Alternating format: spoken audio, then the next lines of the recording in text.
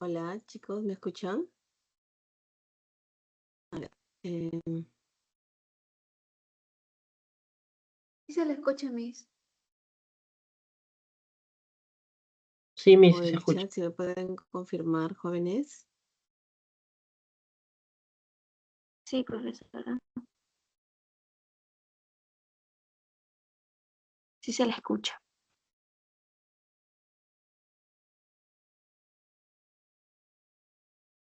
Mm,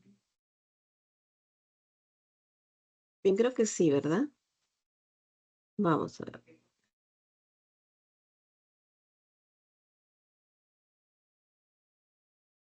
Ya. Bien, jóvenes. Ya tenemos como media hora de retraso. Voy a tratar de avanzar lo más rápido posible para nosotros resolver nuestros materiales. A ver, pues nos toca hacer sinonimia contextual y esto ya en nuestra sesión es un nuevo tema, pero para nosotros no es nada nuevo, ya venimos practicando en los ejercicios, ¿verdad? Tiene que ver con los sinónimos, sí, obviamente. Cuando hablamos de sinonimia contextual en nuestro curso, pues decimos que consiste en determinar el significado, un significado similar o algo parecido, ¿no? De una palabra o una expresión dentro de un contexto determinado. La palabra que reemplace o la expresión que reemplace no puede cambiarle sentido al texto. Por ejemplo, si nosotros decimos hoja, ¿no? Y sabemos todas las palabras puede tener más de un significado. Y nosotros elegimos, ¿no? Ese significado dependiendo del contexto. Si yo digo hoja, podría estarme refiriendo en un contexto determinado a las hojas del libro, por ejemplo, ¿no? O en otro contexto podría estarme refiriendo a las hojas de un árbol, ¿no?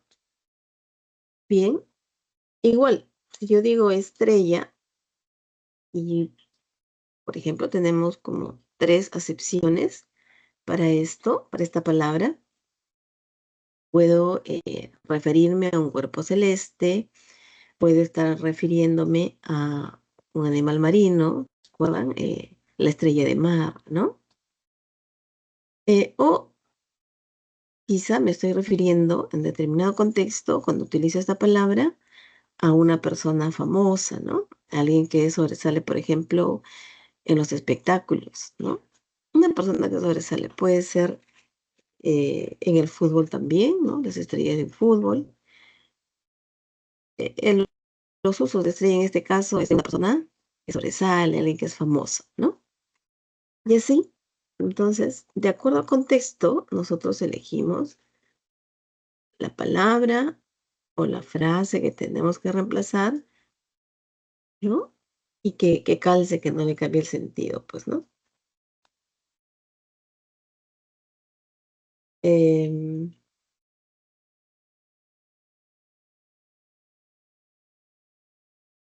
entonces, la sinonimia contextual decimos que consiste en la igualdad semántica, es decir, se parece en los significados, ¿no? Pero también hay que tener en cuenta que cuando hablamos de sinonimia textual, cuando queremos, buscamos un reemplazo, tenemos que ver que tengan la misma categoría gramatical. ¿Qué estamos diciendo con esto? Que si yo tengo que reemplazar un adjetivo, pues debo de reemplazar por otro adjetivo. Si lo que voy a reemplazar es un verbo, entonces es otro verbo el que tiene que reemplazar, ¿no? Por ejemplo, yo digo, acá lo tienen en la pantalla. Ah, me estoy compartiendo pantalla si no me equivoco. Por Dios. Perdón, chicos, perdón. Que recuerdo, no estoy compartiendo la pantalla. Profesora, no está compartiendo pantalla. Ahora sí, ¿verdad? Ya, ya, ahora sí.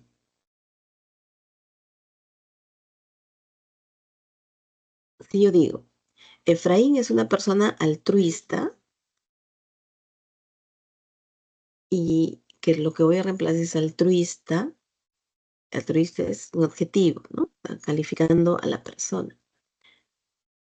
Entonces, cabe ser reemplazado por ejemplo, Efraín es una persona dadivosa, por otro adjetivo, ¿verdad? Y si yo digo, el precio se elevó hasta las nubes, y yo quiero reemplazar la palabra elevó, sé que elevó es un verbo, obviamente debo reemplazar por otro verbo. Yo puedo decir lo mismo cambiando elevó por subió, ¿no? El precio subió hasta las nubes. Y estoy indicando lo mismo, que el precio está tan alto, ¿no? Muy bien. Son los detalles que les podría decir, ¿no? Bien, vamos a ver nuestros textos que teníamos que leer hoy, o que no es que teníamos, tenemos que leer hoy. Ya, leer esto.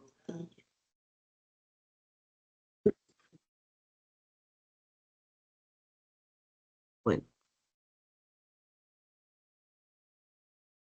y acá hay otro ejemplo, ¿eh?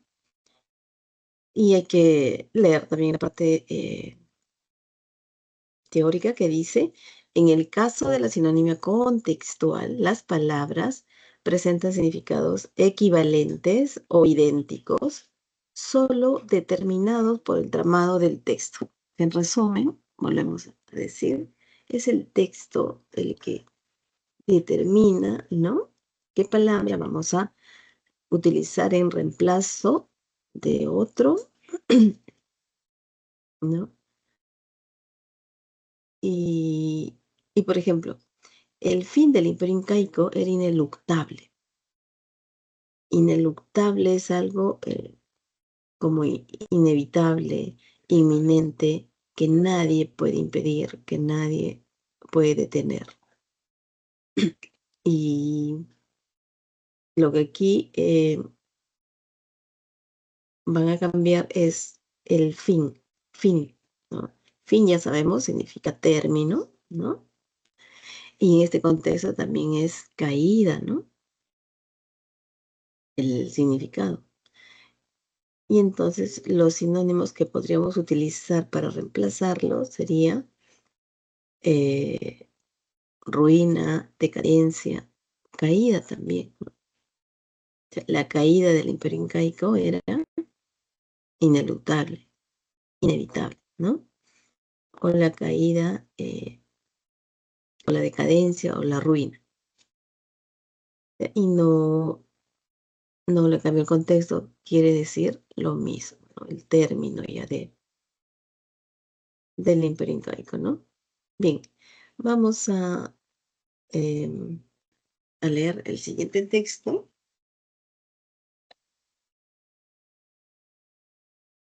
Yo los quiero. Ya está. Dice, la vida intelectual durante el último siglo se ha visto enormemente afectada por una repulsión comprensible hacia el nazismo, con sus teorías pseudocientíficas de la raza y su igualmente absurda glorificación del conflicto como parte de la sabiduría evolutiva de la naturaleza. Era natural rechazar cualquier cosa que oliera a un enfoque genético de los asuntos humanos, pero los historiadores de las ideas han comenzado a llenar otro lado del cuadro. El hecho notable es que los dos grandes genocidios del siglo XX, impulsados ideológicamente provinieron de teorías de la naturaleza humana que eran diametralmente opuestas. Los marxistas no tenían ningún uso para el concepto de raza, no creían en los genes y negaban la teoría de la selección natural de Darwin como mecanismo de adaptación evolutiva. No es un enfoque biológico de la naturaleza humana que sea lo únicamente siniestro. Debe haber hilos comunes entre el nazismo y el marxismo totalitario que atraviesan la creencia en la importancia de la evolución genética. Un hilo común era el deseo de remodelar la humanidad. En el caso de los marxistas, fue a través de la ingeniería social. En el caso de los nazis, fue a través de la eugenesia. Ninguno estaba satisfecho con los seres humanos tal como lo encontramos, con todos sus defectos y debilidades. En lugar de construir un orden social en torno a rasgos humanos perdurables, pensaron que podían rediseñar los rasgos humanos utilizando principios científicos, en realidad pseudocientíficos.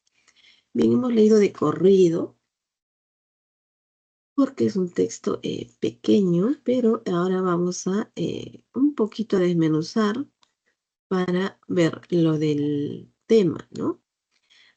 Es más, no leímos siquiera de dónde ha sido extraído, pero esta vez no nos ayudaba mucho la referencia, porque dice solamente Pink recuperado de tal página y no hay más. Bien, entonces, ¿de qué trata el texto? ¿Qué es lo que más ustedes, qué palabras más ha sonado cuando les he leído?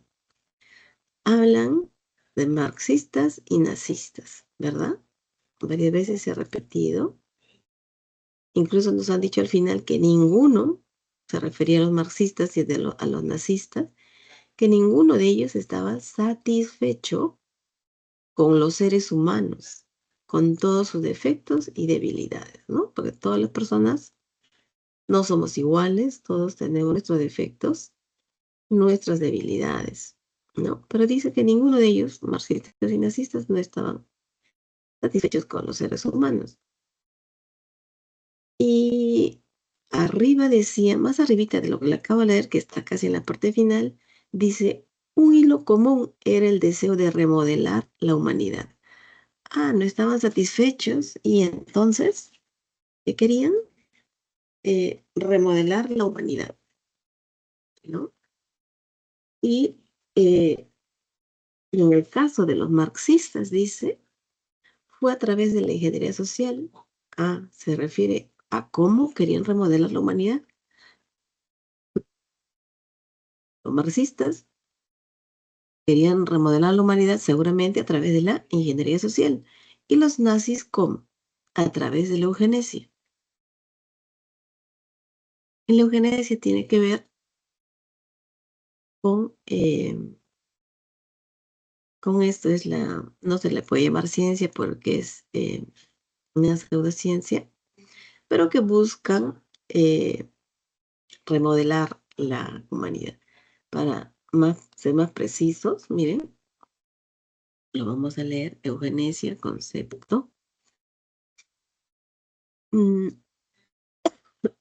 Es la creencia, dice acá, refutada de que la reproducción selectiva de ciertos rasgos humanos hereditarios puede mejorar la aptitud de generaciones. No podría ser ciencia, obviamente.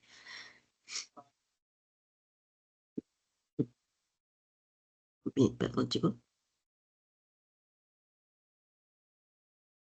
Bien. Entonces, estábamos tratando de entender nuestro texto. Los de los marxistas y los nazistas, que pretendían, o no, en todo caso, qué cosa, no estaban contentos con los seres humanos tal como son, nos querían, bueno, remodelar. ¿Qué dice al inicio, chicos? Vamos a ver, ¿ya? Porque tenemos que entender esto para resolver nuestro cuestionario. Inició el curso diciendo que la vida intelectual durante el último siglo se ha visto enormemente afectada por una repulsión comprensible hacia el nazismo. Repulsión. ¿Qué significa repulsión? Es cuando algo, pues nosotros rechazamos, ¿no? Nos causa rechazo, nos causa repudio, ¿no? Es decir, cuando no aceptamos, lo rechazamos. Y obviamente, todo lo que proponía el nazismo causaba repulsión, ¿no? Y más, obviamente, en la vida intelectual. Los intelectuales podríamos decir que están más claros en las ideas, ¿no? ¿Y qué es lo que rechazaban del nazismo? Dice, sus teorías pseudocientíficas de la raza. Esto que habíamos visto hace un rato, la eugenesia, ¿no? Los nazistas propugnaban esto de sus teorías pseudocientíficas de la raza, aparte, dice, y su igualmente absurda glorificación del conflicto como parte de la sabiduría evolutiva de la naturaleza. ¿Qué significa glorificación del conflicto? Es como que normal y necesario una guerra como parte de la sabiduría evolutiva de la naturaleza. Bien. Pero esto de acá, de acuerdo a todo lo que hemos leído, casi no le ha dado importancia a esta segunda parte de esto que la glorificación del conflicto, ¿no? Más hemos visto que el texto está resaltando y repitiendo esto de la teoría pseudocientífica de la raza. Esto del deseo de remodelar la humanidad, esto de, ¿no? Llevar a cabo esto. Bien. Dice, obviamente era natural rechazar cualquier cosa que oliera a un enfoque genético. O sea, si alguien nos habla de remodelar a la raza humana, cualquiera, ¿no? Nos podríamos cuestionar ¿no? Y no aceptar esto, ¿no? O sea, era natural que se rechace estas ideas, ¿no? O sea, como que remodelar la humanidad, ¿no? Entonces, era natural rechazar cualquier cosa que oliera a un enfoque genético de los asuntos humanos, como remodelar la humanidad, ¿no? ¿No? Pero los historiadores de las ideas han comenzado a llenar otro lado del cuadro. El hecho notable es que los dos grandes genocidios del siglo XX, impulsados ideológicamente, provinieron de teorías de la naturaleza humana que eran diametralmente opuestas. Ah, miren lo que nos están diciendo. Sí, siempre hemos pensado, ¿no? Que esto de remodelar la raza humana eran las teorías que obviamente se rechazaba, ¿no? Que pensábamos que era solamente del nazismo. Dice que el texto que no, hay algo, hay otro, ¿no? Hay que llenar, hay un espacio que hay que llenar. Esos dos grandes genocidios, al parecer hubo dos grandes genocidios, de acuerdo a los historiadores de las ideas, dos grandes genocidios del siglo XX, no fue impulsado solo por los nazistas, habría sido también, porque ya hemos leído hasta el final el texto, impulsado por los marxistas, ¿no? Eso es lo que nos está diciendo el texto.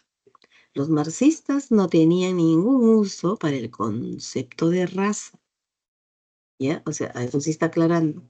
No, los nazistas sí tenían un concepto de raza, los marxistas no tenían ningún uso para el concepto de raza. No creían en los genes, o sea, tampoco la eugenesia, ¿no? Y además negaban la teoría de la selección natural de Darwin como mecanismo de adaptación evolutiva. No se trata en el caso de los marxistas de un enfoque biológico de la naturaleza humana, que sea lo únicamente siniestro, ¿no? También hay, o sea, este enfoque que cuestionamos de los nazistas por ser un enfoque, ¿no? Que tiene que ver con la genética, la biología, ¿no? De la naturaleza humana, lo únicamente siniestro. Debe haber hilos comunes entre el nazismo y el marxismo totalitario que atraviesan la creencia en la importancia de la evolución genética. Muy bien. Y entonces, claro, nos dijo el hilo común. Sí, los dos, dice, ¿no? El texto, tenían el deseo de eh, remodelar eh, la humanidad, ¿no? Y ya sabemos, ya hemos hablado cuál. Bien, los marxistas a través de la ingeniería social, ¿no? Que es más diferente, ¿no? Extremadamente diferente, opuesto a lo de los nazis, pero querían lo mismo. Es lo que dice el texto, ¿no? Pregunta uno, chicos. ¿Cuál es la idea principal del texto? Y vamos rapidito. La hora pasa rapidito.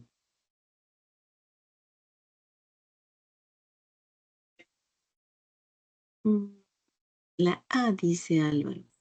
El nazismo y el marxismo compartían un deseo común de remodelar. Ajá. Sí, ¿verdad? Eso sería la idea principal, porque abajo dice, el nazismo y el marxismo fueron igualmente funestos. ¿Fueron funestos? Seguramente que sí, pero eso no es lo que está tratando el texto, eso es una opinión, ¿no? Y el texto es informativo, no ha insinuado, mejor dicho, no ha mostrado esta conclusión, ¿no? Lo que tiene que ser el texto. Sí, la teoría de Darwin fue el hilo conductor, sabemos que no, eso solamente, es más, el marxismo lo rechazaba, ¿no? Fue el hilo conductor, ¿no? El hilo común, no. Tanto el nazismo como el marxismo tuvieron un carácter marcadamente anticientífico, pues ambos se basaron en ideologías. eh, Anticientífico o pseudocientífico, pero no nos está dando la idea de lo que trata el texto centralmente, ¿no? Sabemos que el tema central es pues el sujeto principal de nuestro texto y la idea principal está ahí también, ¿no? Junto a nuestro tema central. Em, sí, es la A, chicos, es la A, muy bien. El nazismo y el marxismo compartían un deseo común, tenían un hilo común de remodelar la humanidad. Y eso es lo que en el texto nos han dicho. Pensábamos que era solamente el nazismo. No, dice, no, hay otro también que es funesto, son las ideas del marxismo, si bien por lados, caminos diferentes, pero buscaban lo mismo, es lo que dice el texto. 2. ¿Cuál es el sinónimo contextual de repulsión? La A, dice Álvaro. Presión. No. Piénsalo mejor, Álvaro. Si reemplazamos presión en el texto, decimos, la vida intelectual durante el último siglo se ha visto enormemente afectada por una presión comprensible hacia el nazismo, como que le cambia el sentido. ¿Mm? A ver, ¿qué otra palabra más tenemos acá? Impulso, instinto, propósito, repudio. Ah, perdón, Álvaro, no sé por qué vi la. No, me equivoqué. La 1 dijiste la A y esa está perfecto. La 2 es la E. Muy bien, muy bien. Así es repudio. Oh, por Dios, vamos a tener nuestro receso en este momento. Si nos ponemos de acuerdo, tal vez, con la tutora y ustedes, ¿evitamos el receso, chicos? ¿O van a ir al receso? Díganmelo por el chat, no hay problema.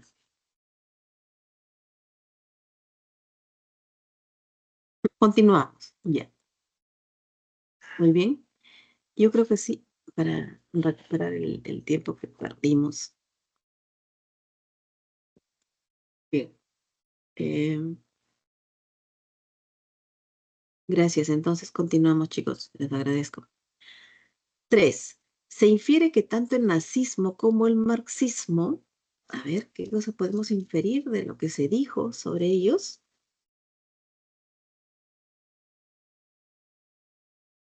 Glorificaban el conflicto en la historia. Eso solamente lo hacían los nazistas, ¿verdad? Aparte de querer cambiar los rasgos humanos, glorificaban el conflicto, decía, ¿no? Solo los nazistas, B, buscaban asegurar la paz mundial, menos, ¿no? Si glorificaban el conflicto, amaban el nazismo. Eso no se dice del marxismo, los nazistas, ¿no? Luego, no se basaban en principios objetivos. Esto me pone a pensar. Puede ser, porque recuerden que decían que el nazismo y el marxismo se apoyaban en teorías pseudocientíficas, o sea, nada objetivos, ¿no? Y esto podría ser.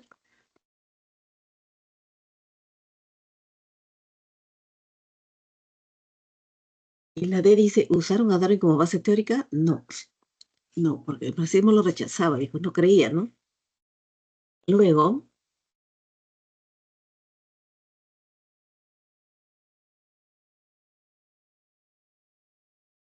¿generan repulsión entre los intelectuales? Esto no es inferencia, esto está en el texto, está expreso, y así empieza el texto, ¿no? Muy bien, Olenka, la C. Vamos. De acuerdo con lo afirmado en el texto, sería incompatible sostener que el marxismo, a ver, ¿qué cosa sería lo incompatible? El marxismo no tomaba en cuenta la teoría genética. Esto es compatible, ¿verdad? Quienes tomaban en cuenta la teoría genética eran los nazistas. B. ¿Estaba satisfecho con el ser humano? Esto. Entonces no estarían diciendo en el texto que pretendían remodelar, que el hilo común que tenían los dos, nazistas y marxistas, decían, era que querían remodelar. Entonces esto no estaba satisfecho. Es más, creo que en el texto al final lo dice, ¿no? Decía, ninguno, nazistas y marxistas, estaba satisfecho con los seres humanos tal como lo encontramos, con todos sus defectos y debilidades. Ninguno. Muy bien. Entonces esto, obviamente esta es, ¿no? Dice, Dalade, ¿usaron a Darwin como base teórica? Bueno, el nazismo.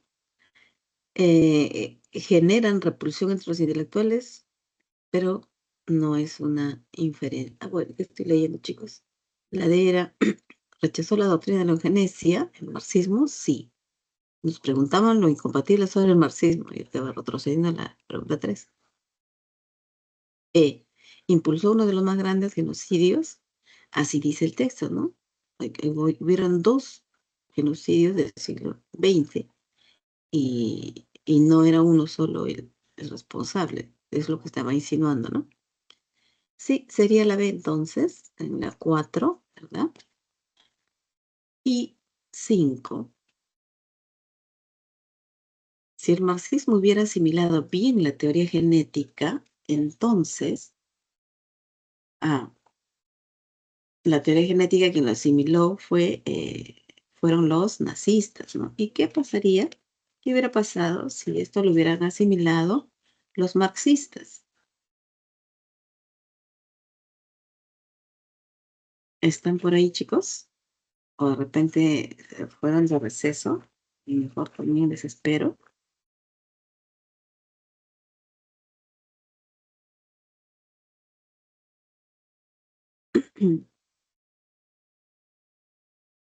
¿Alguien podría responder? ¿O regresamos después del receso para que no haya ningún problema?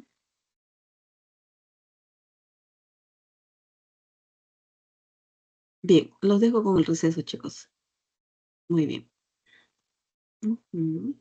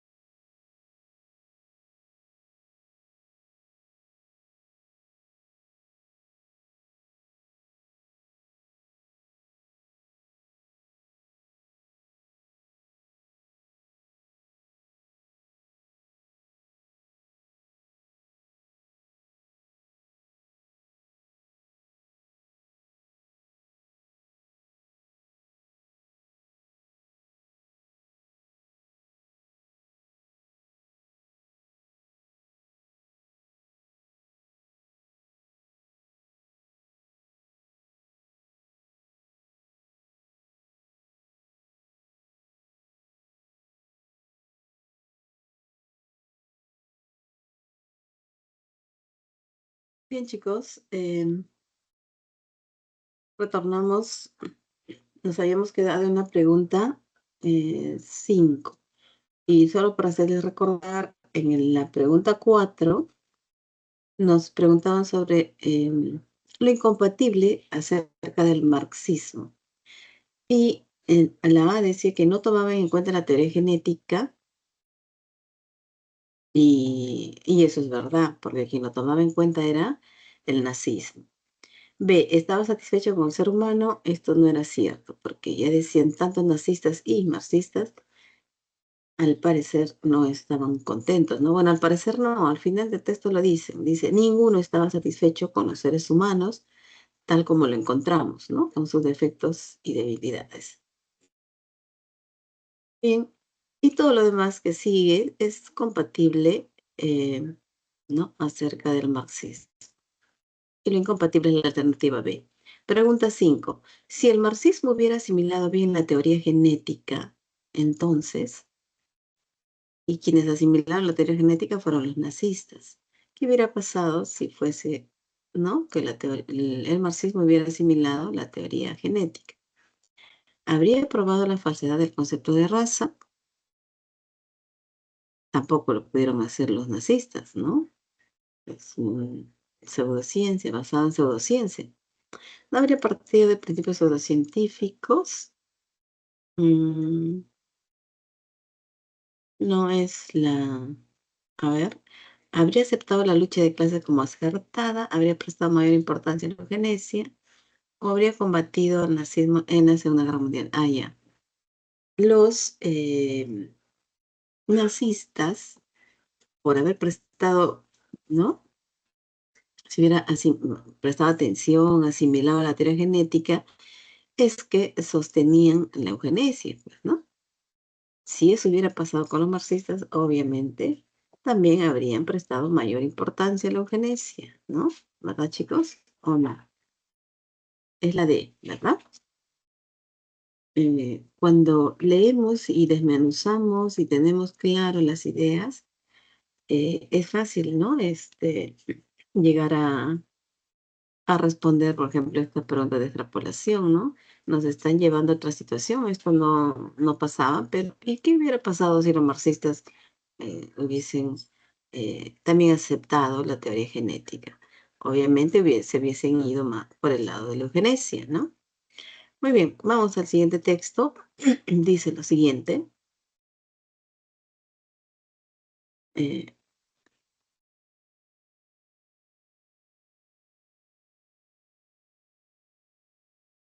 em, el 28 de septiembre de cada año se celebra el Día de Acción Global por el Acceso al Aborto Legal y Seguro.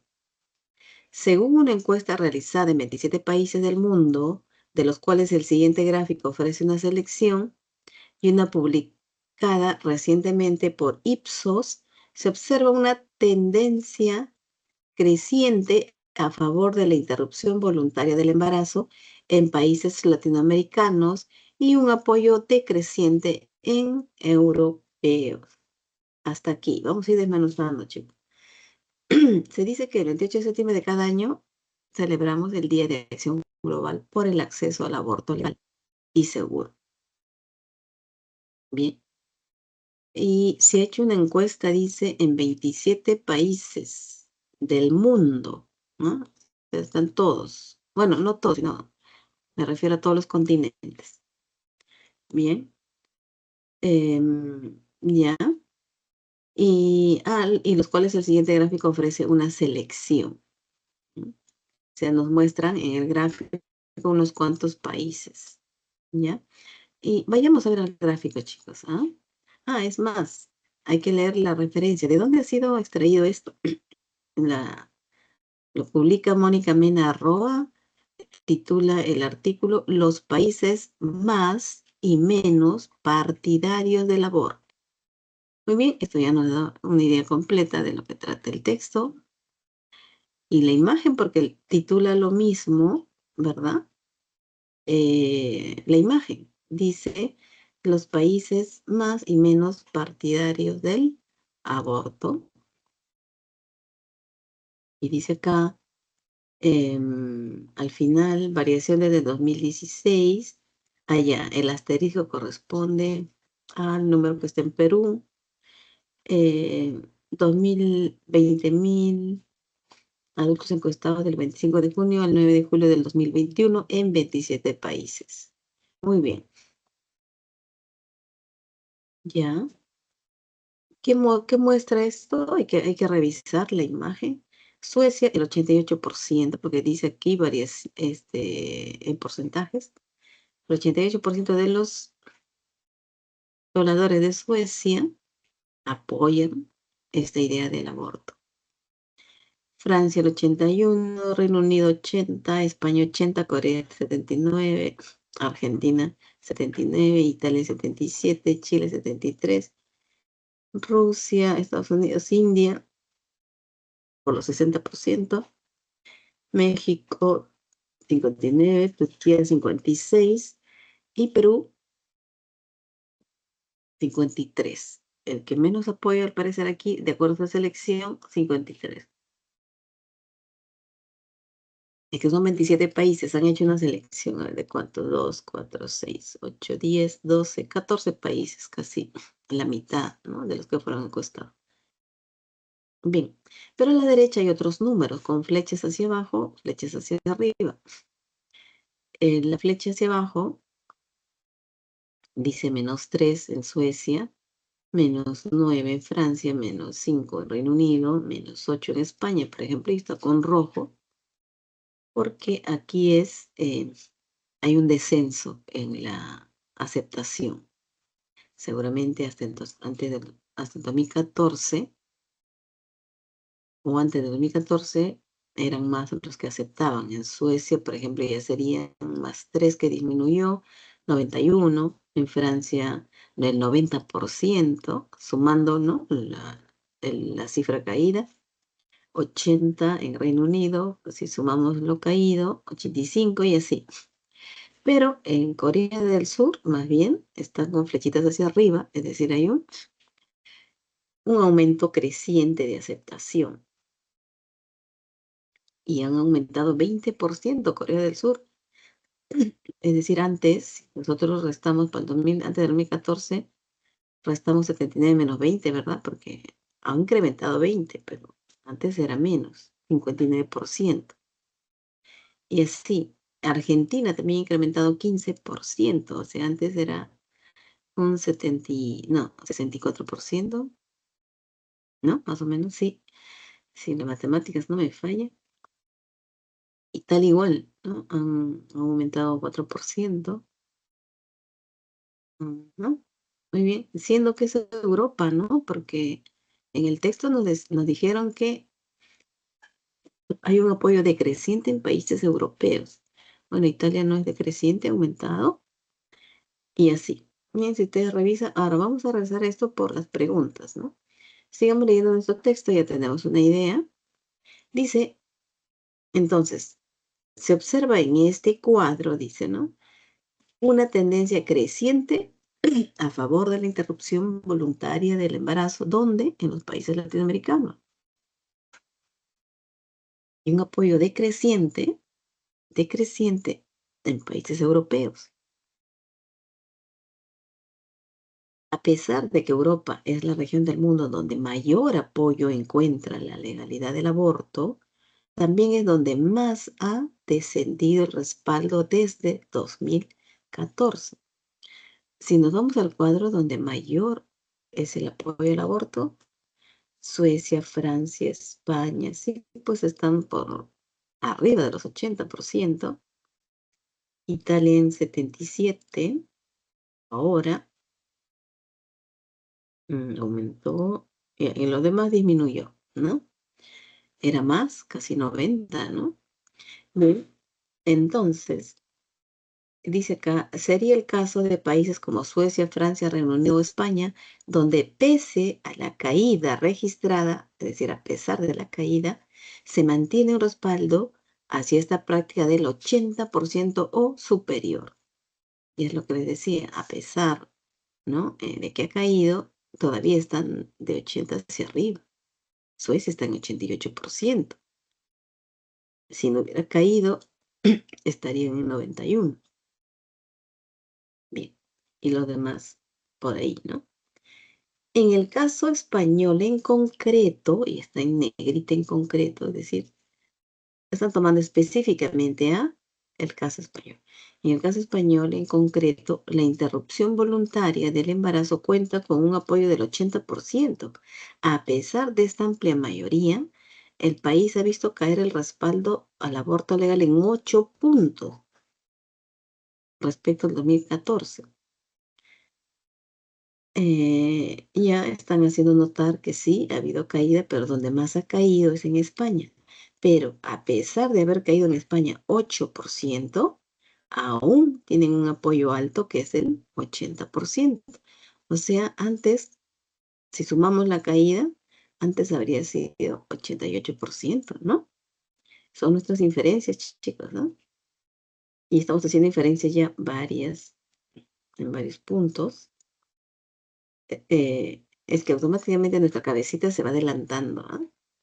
Vamos haciendo inferencia. Y es que así actuamos. Cuando leemos, nuestra cabecita no está tranquilamente solo recibiendo lo que tú lees. Ya va elaborando sus propias, ¿no?, conclusiones. Bien, dice, Argentina, 79%, es el país latinoamericano de los incluidos en la encuesta con una mayor aceptación de la legalización del aborto y también el que ha visto aumentar más el apoyo a esta práctica desde 2014. Está tomando dónde hubo el mayor descenso y dónde hubo el mayor ascenso. En el caso de Latinoamérica, de quien ha tenido mayor crecimiento es Argentina, ¿no?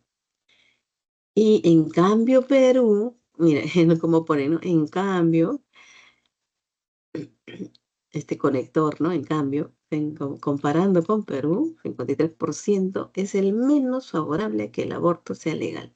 Si en Perú, la mayoría, casi la mitad, porque 53% apoyan, 47% no, pero casi 50% no estamos de acuerdo, ¿no?, con el aborto legal. Y 53% estamos de acuerdo. No ha habido cambio. No ha habido cambio. Ustedes han visto, se mantiene en cero. Ni descenso, ni de crecimiento. Bien. No, ¿qué he dicho? Ni ascenso, ni descenso. ¿Mm? Ya. Cabe destacar el caso de Corea del Sur. Ajá, están destacando el caso de Corea del Sur. Y no es un país europeo, porque aquí estamos hablando de Latinoamérica y de los europeos, ¿verdad? Pero está en el cuadro, porque la encuesta ha sido a nivel mundial, 27 países. Cabe destacar el caso de Corea del Sur, donde el apoyo al aborto legal ha registrado el mayor aumento en los últimos 7 años, pasando a ser del 59% en el 2014 al 79% en 2021. Y hemos visto el cuadrito, han crecido en 20%. Y aquí también, si sacamos cuenta, eso es, 59% en el 2014, para que sea 79 en el 2021, han crecido en 20%. En el otro lado, y tengan en cuenta, chicos,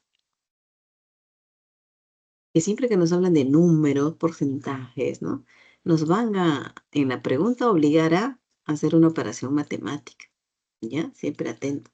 Por eso ya lo estamos haciendo ya ahorita. Ahorita ya estamos operando. Porque ya tengo en cuenta eso, ¿no? Entonces ya mi cabecita ya sabe eso y entonces ya está haciendo sus propias inferencias o sumas y restas, ¿no? En el otro lado del espectro dice, para terminar el texto, destaca Turquía, o sea, en otro plano, ¿no? En el otro lado del espectro destaca Turquía, donde el apoyo a la interrupción voluntaria del embarazo ha descendido en 15 puntos porcentuales desde el 2014 y se sitúa actualmente en el 56%. O sea, antes, si ahorita son 56%, si sumamos los 15 de caída, antes ¿cuánto era? 60-71% de apoyo, ¿no? Claro, no nos dice por qué desciende, ¿no? habrán situaciones en los países que hacen que la gente ya no apoye la idea, ¿no? Muy bien. Vamos, chicos, a la pregunta porque ya hemos visto el cuadrito. ¿Cuál es la idea principal del texto? Y estamos hablando del texto mixto, ¿ah? Cuando te dicen del texto, es texto completo. Letras e imagen. Muy bien. Mm,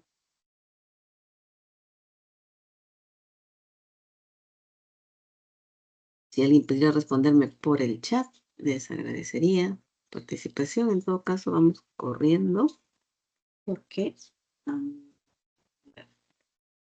quiero tener en cuenta, nosotros tenemos clase hasta las 12:35. 12:35, falta media hora. Bien, la idea principal del texto ya sabemos de lo que nos han estado hablando, ¿no? A ver, chicos, eso no está difícil, no está difícil.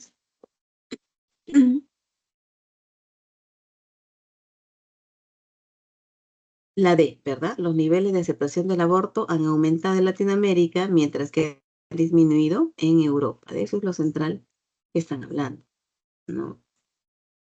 La aceptación del aborto. Y han dicho que en Latinoamérica ha aumentado y en Europa ha descendido, ¿no? Bien. La pregunta 2. La expresión en concreto, ¿qué connota? Cuando se refieren a España, ¿se acuerdan? Que nos dicen, y está en negrita. En el caso español en concreto, la interrupción voluntaria del embarazo cuenta con un apoyo del 80%. A ver. Aquí, la respuesta en específico, ¿no? Específicamente no. En específico, especificidad sería la connotación en concreto. Ujú. Gracias, Ariana. Muchas gracias. Sí, es especificidad, ¿no? Se refiere específicamente en España, sucede que a pesar de la caída del 8%, ¿no? Todavía se mantiene alto, o sea, es 80%, ¿no? Y habría sido antes en el 88%. Ha caído, ha caído bastante, todavía es alto el apoyo. Muy bien. Entonces, en concreto, lo que se está usando en el texto para introducir pues un ejemplo a partir del planteamiento de la situación en Europa, ¿no? Pregunta 3. Si la selección de la encuesta publicada por Ipsos mostrara que en el Perú la aceptación del aborto llega al 54%, que no es verdad, si ustedes ven el cuadro, dice 53% y lo dice también el texto, y lo tienen acá, 53%, y variación 0. Y está con asterisco. Variación de 2016, 0. No ha crecido, no ha descendido. ¿Y qué pasaría si hubiera llegado a 54? Siguiendo la línea del texto, sin despegarnos, ¿no? De lo que dice el texto, la respuesta correcta sería la E. El porcentaje de variación en el gráfico sería para este país mayor a 0. Claro, habría crecido en un punto, ¿no? Digo, sí, pues habría crecido un crecimiento de +1, ¿no? Ya no estaría en 0, ¿ya? ¿Cuál de las siguientes afirmaciones es compatible con la información del gráfico? Ahora sí, solamente tomando en cuenta el gráfico, es lo que nos están diciendo. A ver, Corea del Sur es el país europeo en el que más ha aumentado el apoyo al aborto.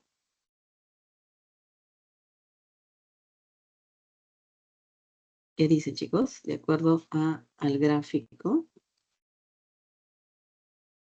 Corea del Sur es el país en el que más ha aumentado y nos piden lo compatible, ¿no? Primero, uno podría decir que sí, porque ha crecido 20% y es todos, ¿no? Le gana a todos, pero no. Corea del Sur no es europeo. ¿Mm? Muy bien, descartado. Vincent nos dice la C. En el Perú el porcentaje de rechazo al aborto se muestra sin variación desde el 2016. Eso es verdad. ¿Ah? ¿Qué dicen ustedes, chicos? Así es. A eso dice la imagen. No ha descendido ni ha decrecido. Es compatible. Y podemos ver lo demás. México presenta la tercera mayor variación de aprobación del aborto en los países latinoamericanos. La tercera mayor es falso, porque iguala me parece a, no es mayor porque están iguales con México 8, Chile 8. ¿Mm? Es la tercera entonces. Bien. ¿Dónde estábamos? España es el país europeo que registra el mayor porcentaje de caída de apoyo al aborto. Debe ser que no. A ver. ¿Dónde más ha caído? 8 a Francia, 9. Que no es cierto. No es cierto. Y finalmente dice, Estados Unidos muestra interés en fomentar el aborto a través de la difusión de casos.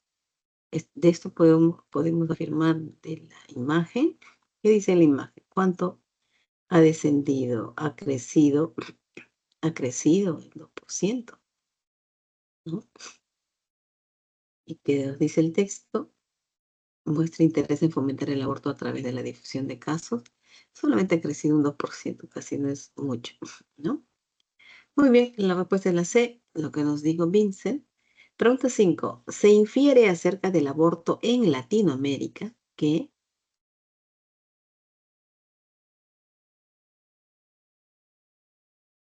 ¿Cuál sería la respuesta?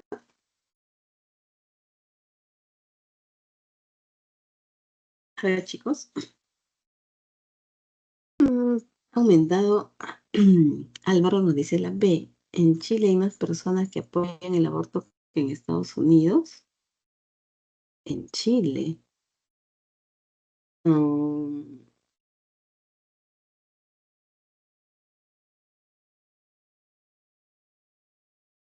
podemos inferir esto Chile y Estados Unidos. Vayamos al cuadro que nos ayude un poco. Chile y Estados Unidos. Estados Unidos 2% en crecimiento y Chile 8%. ¿Y qué dice la afirmación acá?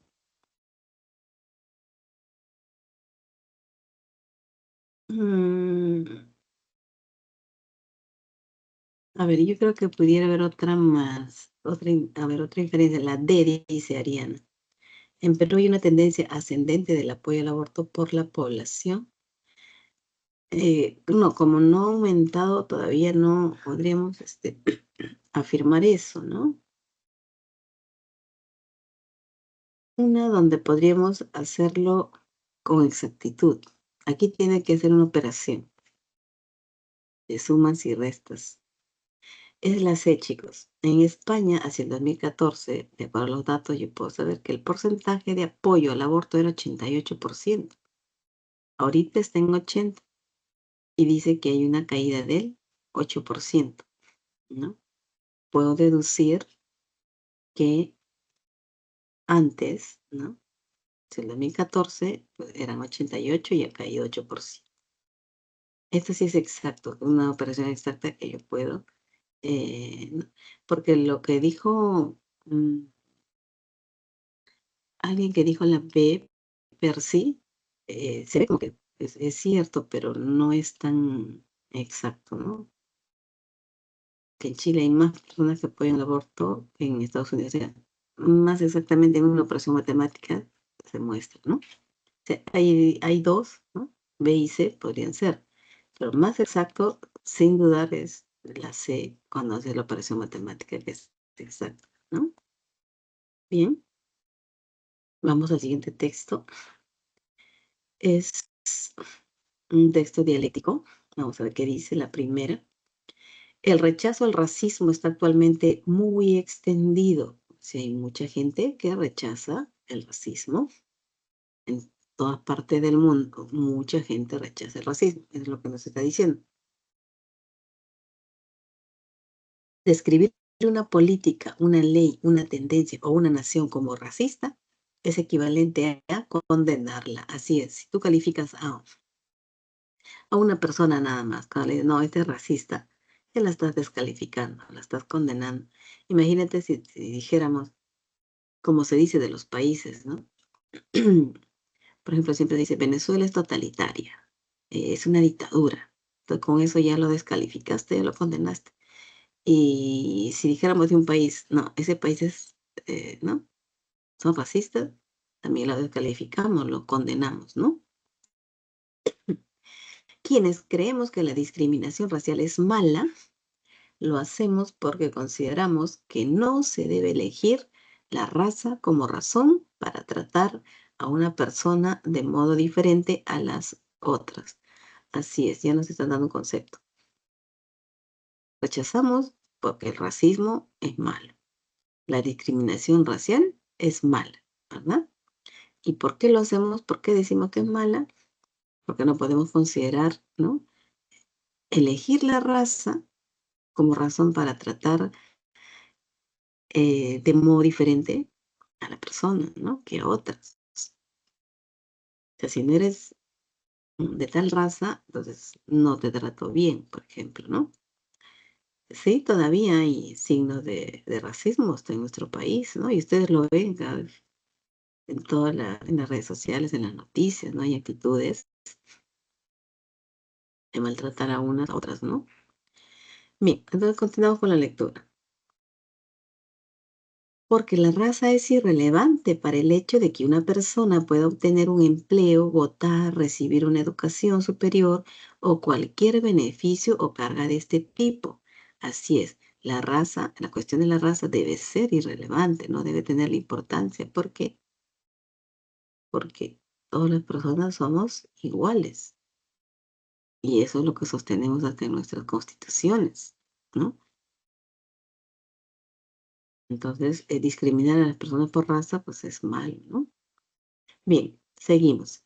Se dice que la irrelevancia de la raza convierte en arbitrario reservar todas estas cosas para la gente de una determinada raza, mientras se las niega a las de otra. Así, por ejemplo, cuando consideramos cosas como el empleo, es evidente que las desigualdades entre los candidatos a un puesto vacante han de ser desiguales en sus capacidades para desempeñar los deberes que el puesto exige y tal vez la medida de beneficio que el puesto puede reportar a un aspirante o a otro. Es difícil pensar en alguna cosa para la cual la raza sea una característica relevante.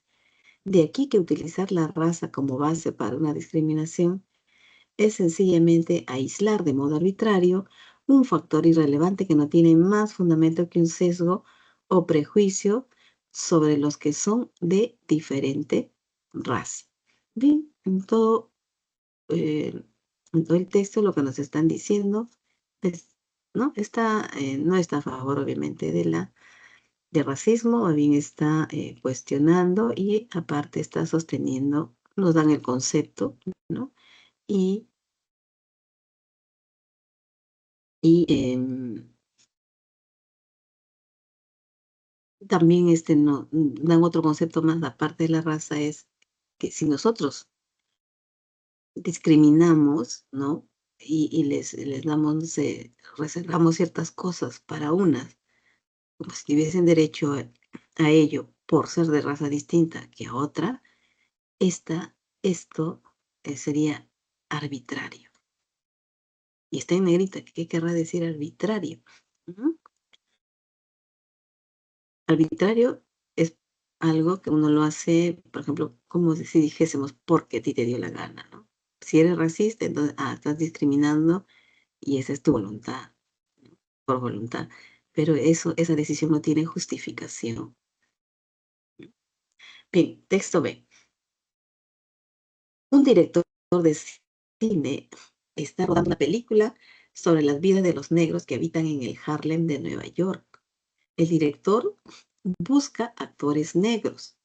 Un actor blanco se presenta al casting, pero el director se niega a admitirlo a una audición diciendo que la película trata sobre negros y que no hay ningún papel para blancos.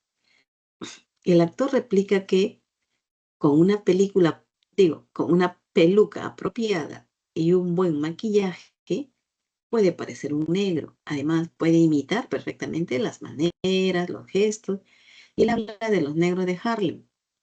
No obstante, el director se niega a considerarlo adecuado para el papel, porque para la concepción de la película que él tiene, es esencial que la experiencia del negro sea auténticamente retratada. Y por bueno que un actor blanco pudiera ser, el director no se sentiría satisfecho con la autenticidad del retrato.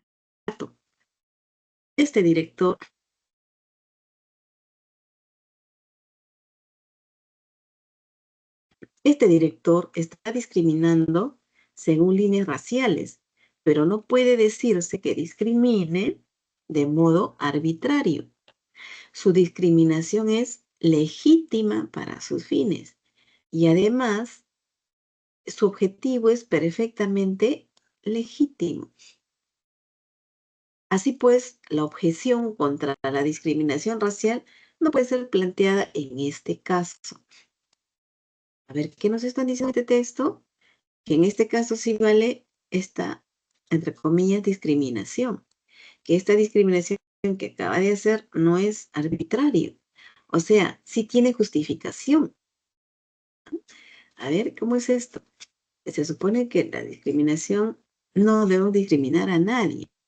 Pero ¿qué dice acá? Nos muestra un caso. ¿Qué quiere este director? Rodar una película sobre la vida de los negros que habitan, que viven en el barrio de Harlem, en Nueva York.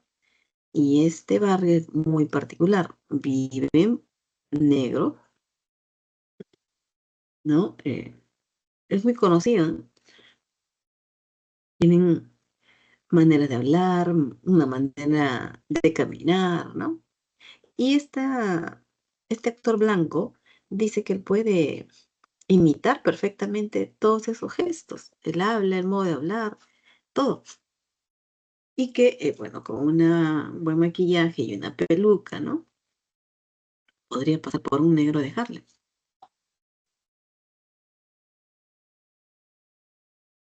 Entonces,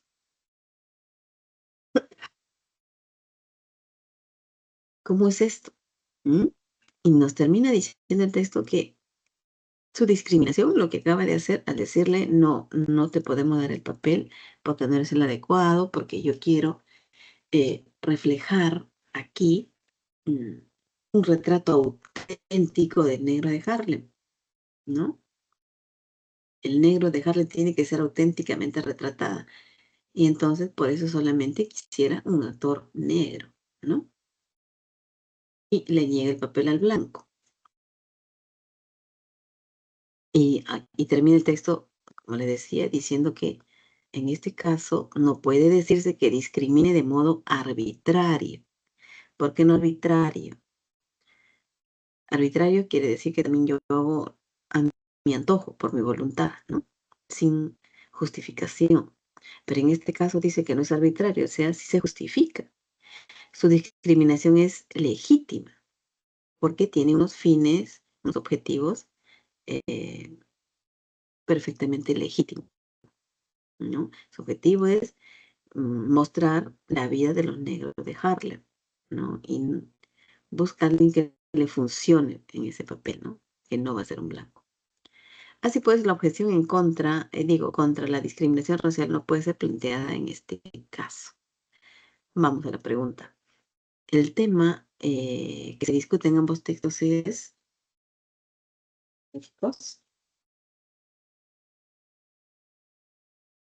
que lo pudieran hacer. mm,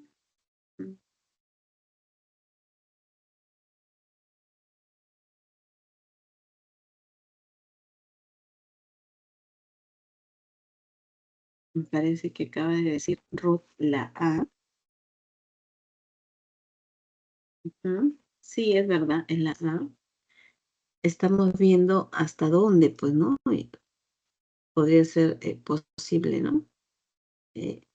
lo de la discriminación racial, los alcances y límites. Muy bien, vamos al 2. Arbitrario, nos piden el antónimo contextual de arbitrario. Yo les había dicho que es algo injustificado.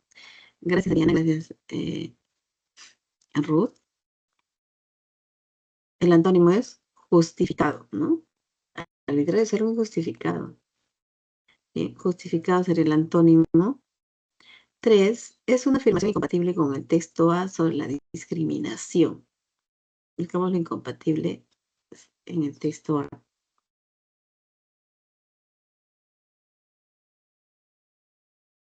Cuando se dice solo la discriminación laboral por la raza es un acto arbitrario, no, el texto A nos dice que no hay justificación de discriminar, sea por raza en el trabajo, en la educación, en cualquier, ¿no? O sea, porque habla de acá no hay por qué, ¿dónde está?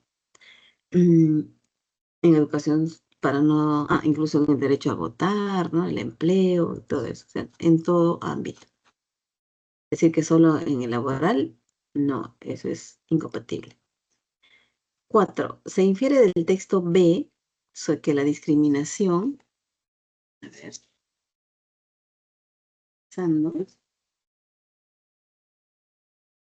puede estar justificada en algunos casos, ¿no? Eso es lo que nos está diciendo. Hay algunos casos en los cuales sí se puede justificar, ¿no? Que en realidad no se está haciendo aquí por una cuestión laboral, en realidad es por una cuestión artística, ¿no? Que no busca dañar, ¿no? Calificar, no es racista aquí en este caso, ¿no? Puede estar justificada en algunos casos. 5. Si un director de cine peruano quisiera hacer una película cuyos personajes fueran indígenas, de cine peruano. Y en Perú no solamente hay indígenas. Habemos chinos, negros, o sea, podrían participar varios, ¿no? Sobre cine peruano. Tendrían la opción de usar personas de raza blanca o indígena. Así es. Estamos hablando no específicamente de indígenas, ¿no? Así es. Gracias, Ariana. Estamos hablando de cine peruano que involucra todos los rasgos, ¿no?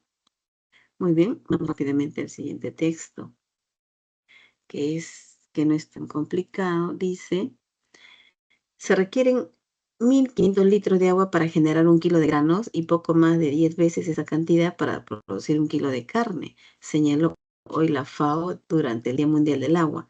El lema durante el año 2012 fue agua y seguridad alimentaria y demuestra la importancia clave que tiene el agua en la producción alimentaria. Para producir suficientes alimentos que satisfagan las necesidades diarias de una persona, se requieren alrededor de 3.000 litros de agua. Hoy en día hay más de 7.000 millones de personas que alimentar en el planeta y se considera que esta cifra llegará a 9 millones de 2050. ¿Qué tenemos aquí en este primer párrafo? Nos están hablando sobre cuánta agua se necesita, ¿no? Para sostenernos, por ejemplo, la persona diaria, 3.000 litros, ¿no? Y nosotros nos alimentamos de carne, de vegetales, y para producir la carne y los vegetales también hay una demanda de agua. Para los granos, generar 1 kilo nada más, 1.500 litros de agua. Y para generar 1 kilo de carne, 10 veces, 15.000 litros, ¿no? Deduzco la cifra, ¿no? Y así. Pero dice que hoy en día hay 7 millones de personas que alimentar en el planeta. Y estas cifras están considerando que va a llegar a 9 millones, va a crecer. La deducción, ¿cuál es? Vamos a necesitar más agua, ¿no? Entonces, ¿ya? Pero, ¿qué pasa? Si queremos alimentar, dice el texto, a una población creciente, se va a crecer la población, es fundamental producir más alimentos utilizando menos agua, reducir el desperdicio y las pérdidas y avanzar hacia una alimentación más sostenible. Entonces se están preocupando por esto de hacerlo más sostenible. ¿Qué quiere decir? Pues utilizar el agua de manera más racional. Vamos a crecer, hay más población, necesitamos producir más comida. Entonces, Y el agua hay que también racionalizarlo, ¿no? Hay que reducir el desperdicio. Bien, la agricultura utiliza hoy el 70% de todo el agua que se extrae de acuíferos y ríos y lagos, comparado con un 20% por parte de la industria, y un 10% es utilizado para usos domésticos. El agua dulce es un recurso renovable, sin embargo, es finito. Aquí está la preocupación. El agua es renovable, pero es finito, es decir, se acaba y la población crece. Bien, mientras que la población mundial crece año a año. A ver, yo me había adelantado. Lo que significa que va a ser cada vez más difícil satisfacer las necesidades de todos si no mejoramos la eficiencia de su uso. Así es, si nosotros en población crecemos más y el agua se acaba, el agua es finita, pues si no mejoramos, ¿no? Si no somos eficientes en usar el agua, hay problemas. América Latina es una región rica en recursos hídricos, recibe casi el 30% de la precipitación mundial y posee una cantidad de agua por habitante muy por encima del promedio mundial, 8.000 metros cúbicos por habitante al año. No obstante, la distribución del agua en la región es muy desigual y su disponibilidad está sujeta a numerosas presiones. Entonces, seguramente es porque nosotros en América tenemos Andes, ¿no? Y aquí obviamente llueve más. Tal vez esto no pasa en otros lugares. Y por eso que el 30% de las lluvias cae por aquí. Aquí hay más agua que en otros lugares. Bien. Y aquí está en la imagen la cantidad de agua necesaria para producir alimentos, dice, ¿no? Gasto de agua total ocasionado por el consumo de alimentos en litros o kilogramos. Y mire, la carne de vaca 15.000, carne de oveja, carne de oveja y cabra 8.700, carne de cerdo 6.000 casi, carne de pollo 4.300, legumbres 4.000, cereales 1.000, bueno, frutas 900 y verduras 322. O sea, no necesita mucha agua las verduras, pero sí alimentar una vaca, ¿no? Muy bien. ¿Cuál es el tema central del texto? Esto está fácil y lo hacemos rapidito, por favor.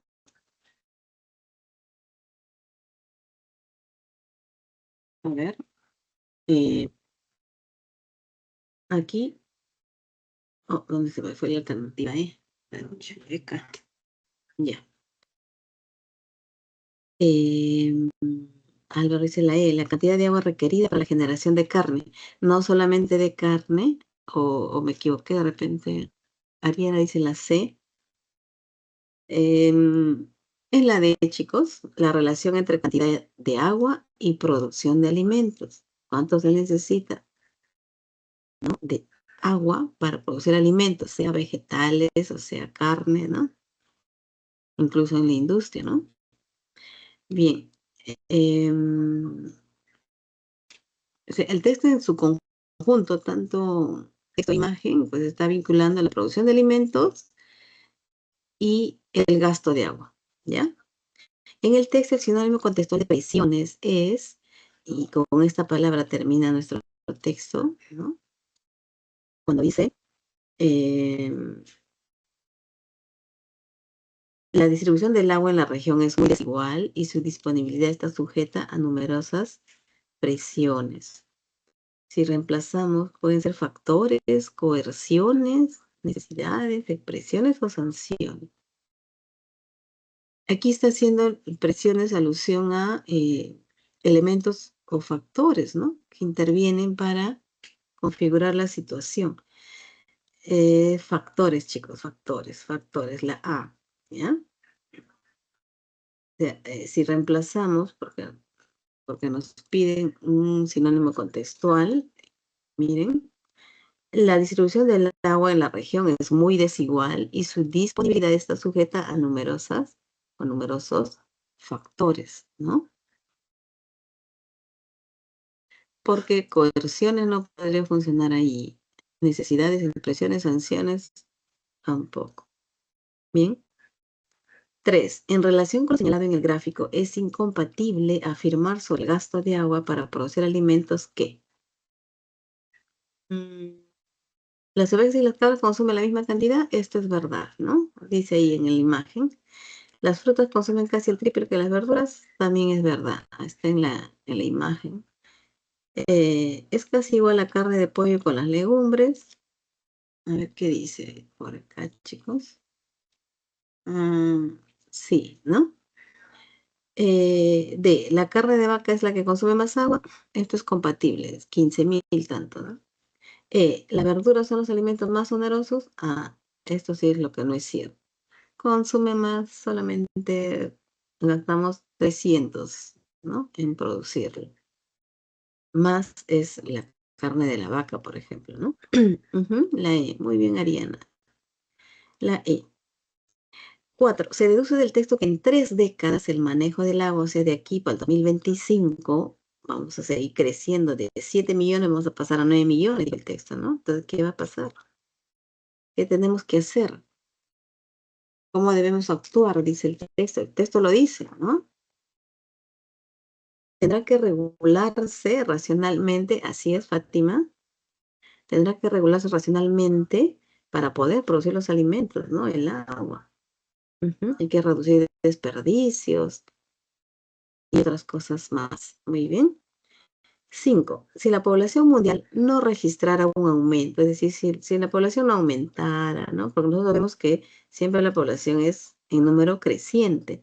Si no registrara un aumento tan pronunciado año tras año, ¿qué sucedería?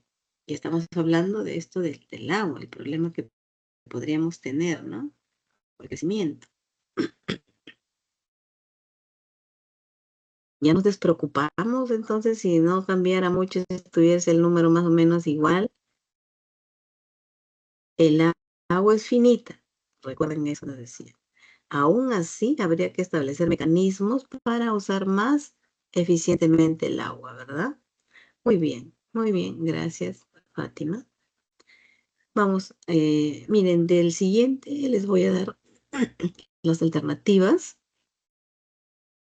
El siguiente texto que trata sobre la dieta azul, que ustedes en la referencia dice una dieta azul podría mejorar la nutrición y reducir emisiones. Porque aquí en este texto, en resumen, nos hablan de por qué uno debiera preferir más la dieta azul, consumir productos del mar, ¿no? Dos cosas, nos daría mayor nutrición y reducen menos, como dicen, se reducen las emisiones de gas. Entonces mejoraríamos no solamente para nuestro bienestar personal, sino también colabora con el medio ambiente. Es en resumen, ya chicos. Ya ustedes lo leen. La primera pregunta, la alternativa correcta. A ver, chicos. La primera pregunta es la C, ¿ya? La C, y lo voy a... La 2 es la D. Es un texto bonito, léanlo chicos, no es difícil. 3 es la B. 4, la 4 es la C. Las personas del planeta se verían beneficiados. 5, si los investigadores del estudio hubieran descartado, bueno, la 5 es la B. Es la B. Vamos a tratar de hacer un ratito nuestro texto en inglés. Y como siempre, me gusta hacerles escuchar en... What exactly is qualitative research? A practical definition points to methods that use language rather than numbers and an interpretive, naturalistic approach. Qualitative research embraces the concept of intersubjectivity, usually understood to refer to how people may agree or construct meaning, perhaps to a shared understanding, emotion, feeling, or perception of a situation, in order to interpret the social world they inhabit. Norman Denzin and Yvonne Lincoln define qualitative researchers as people who usually work in the real world of lived experience, often in a natural setting.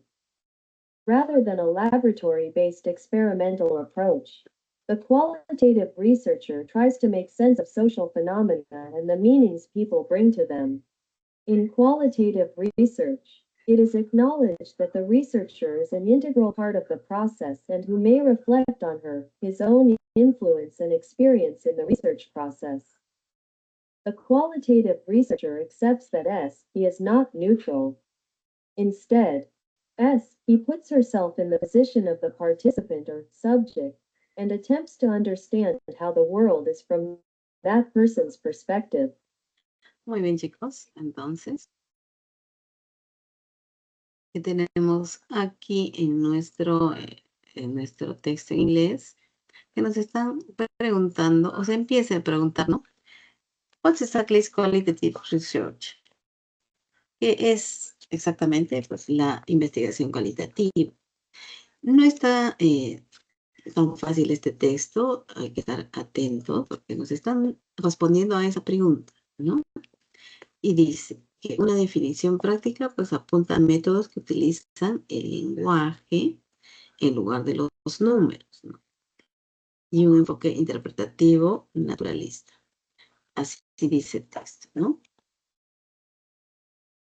¿Qué más dice? La investigación cualitativa pues, adopta el concepto de intersubjetividad. Pues yo decía que es algo complicado, ¿no? Pues, esa intersubjetividad dice, generalmente entendido como la forma en que las personas pueden acordar o construir significado. Que es la intersubjetividad, acá también nos están diciendo, ¿no? Como las personas, como debemos entenderlo, to refer to how people may agree or construct meaning. ¿Cómo que construimos significados? Nosotros los significados los construimos por acuerdo, por consenso, ¿no?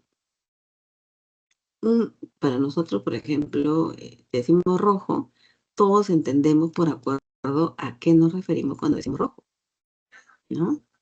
No es que otros lo entiendan, digan rojo al color amarillo. Todos hemos acordado cuál es, ¿no? A qué tono corresponde ese color, ¿no? Todas las palabras son de acuerdo, ¿ya? Bien. ¿Qué más dice? Quizás una comprensión, emoción, sentimiento, percepción compartida de la situación para interpretar el mundo social en el que habita. Claro, ¿cómo podríamos nosotros incluso comunicarnos si a cada significado le diésemos, digo, si a cada palabra le diésemos distinto significado? Por acuerdo, nosotros le damos a una palabra un determinado significado y por eso es que podemos comprenderlo, ¿no? Dice, Norman Densey y Bonner Lincoln definen a los investigadores cualitativos como personas que pues suelen trabajar en el mundo real de la experiencia vivida. A menudo pues, en un entorno natural, en lugar de un enfoque experimental de laboratorio. Aquí ya nos está describiendo cómo es un investigador cualitativo. Y dice, el investigador cualitativo intenta comprender los fenómenos sociales y los significados que las personas les atribuyen. Tries to make sense of social phenomena and the meaning people bring to them. Muy bien. Y dice que la investigación cualitativa se reconoce que el investigador pues es parte del proceso y que puede reflexionar sobre su propia influencia y experiencia en el proceso de investigación. Que tampoco se queda al margen, es uno más, ¿no? El investigador cualitativo acepta que no es neutral. Ah, ya ve, aquí está, no es neutral. Porque también como que forma parte de ese acuerdo del grupo al cual él investiga. O un grupo, digo, porque depende, es un investigador social, ¿no? En cambio, dice, al final, se pone en la posición de participante o sujeto que intenta comprender cómo es el mundo desde la perspectiva de esa persona. ¿Muy bien? Pregunta. Chicos, ya les doy las alternativas correctas porque ya estamos en la hora. Primera pregunta, la idea pues principal, el objetivo principal del pasaje es la de definir, ya saben, qué significa pues una investigación cualitativa y cuál es el método, ¿no? Tries to make sense, que implica pues una exageración, ¿ya? No. Creo que este de acá no es. No, es la interpretación. ¿Cómo es eso? Lo que quiere el autor es, digo, los investigadores, interpretar, entender ese acuerdo que hacen las personas. 3 es la C. Sí, la C. Muy bien. Y la 4, la D. Ya con esto casi terminamos. Y la 5, pues, los hechos y los investigadores priorizaron estadística de los fenómenos. Ya. No sería investigador cualitativo. Si van a priorizar las estadísticas, ¿no? Al fenómeno social. Bien, chicos. Aquí hemos acabado. Disculpen el ingreso tardío, no va a volver a pasar, voy a prevenir desde mucho antes esta situación. Bueno, ya nos vemos, chicos, un abrazo, cuídense.